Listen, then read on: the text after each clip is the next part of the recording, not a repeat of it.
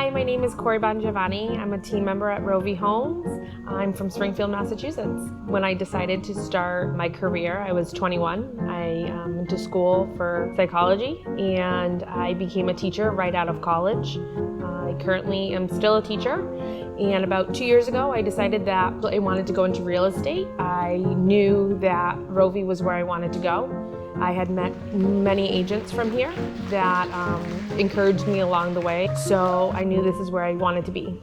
Honestly, when I was growing up, I was really thinking I was going to be taking over my parents' grocery store. I was born and raised in their store. I worked there on Saturdays and Sundays. That didn't happen. I really think that the best lesson I've learned, when you get knocked down, you get back up again and you keep on going.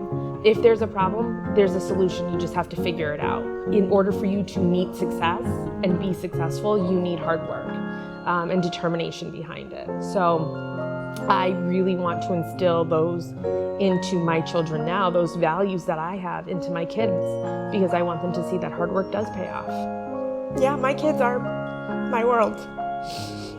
Everything you do for your children. So I'm doing this for them. Like, yes, it makes me happy, but I'm doing it for them at the end of the day. I will say I have brought them here to drop stuff off at the office a few times, and they think our office is pretty cool. When I say I'm going to go to work, they're like, can we go to the office too? And I'm like, I'm going to a house. I'm not going to an office today, bud. I think success for me is when I'm meeting the goals that I've set for myself. That when you have something that you want, you set a goal, you create that plan, and when you meet that goal, you're successful. You've created success for yourself. Real estate is all about the people.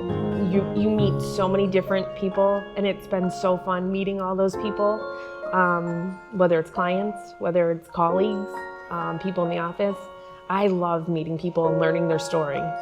I think it's really cool, the different people I've come across.